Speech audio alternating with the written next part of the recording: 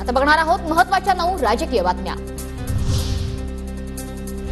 निवडणूक आयोगाकडून पक्षपातीपणा सुरू, मोदी सरकारकडून निवडणूक आयोगाचा वापर, उद्धव ठाकरेंचा आरोप।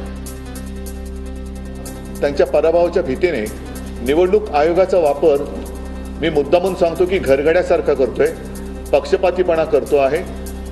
दप्तर दिरंगाई ज्याला म्हणतात तशी दिरंगाई ही मतं नोंदवताना केली जाते।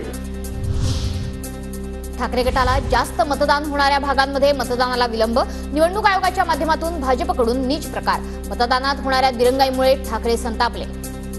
निवडणूक आयोगाच्या माध्यमातून खेळला जात असलेला अत्यंत नीच घाणेरडा खेळ आहे। निवडणूक आयोग ही भाजपची चाकरी करते की काय असं म्हणायला याचे जरूर व्हावे। मुंबईत संथ गतीनं मतदान होत असल्याची तक्रार आम्ही आधीच केली होती, मात्र आता नेहमीप्रमाणे उद्धव ठाकरेंनी रडगाणं सुरू केलंय। पराभव दिसत असल्यानं सवयीप्रमाणे मोदींवर आरोप केले जात आहेत। देवेंद्र फडणवीसांची ठाकरेंवर टीका। पत्रकाच्या माध्यमातून उद्धव ठाकरेंचा सत्ताधाऱ्यांवर हल्लाबोल, हुकुमशाही आणि जुलमी राजवटीचा नायनाट होईल। शिवसैनिक आणि महाविकास आघाडीच्या कार्यकर्त्यांचे आभारही त्यांनी मानले। भाजप नेते आशिष शेलारांची उद्धव ठाकरेंविरोधात निवडणूक आयोगामध्ये तक्रार, पत्रकार परिषद घेऊन दिशाभूल केल्याचा आरोप, आचारसंहितेचं उल्लंघन केल्याप्रकरणी कारवाईची मागणी।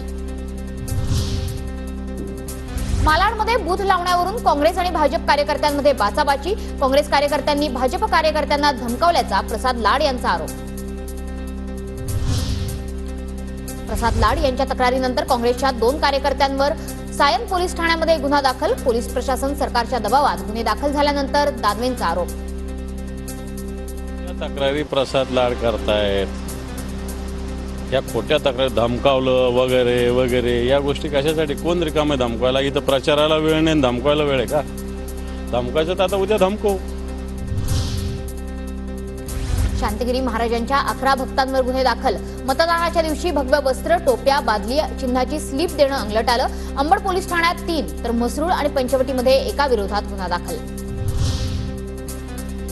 राज्यात 5व्या टप्प्यामध्ये 54.53% मतदान, दिंडोरीमध्ये सर्वाधिक 62.66% तर कल्याणमध्ये सर्वात कमी 47.8% मतदान।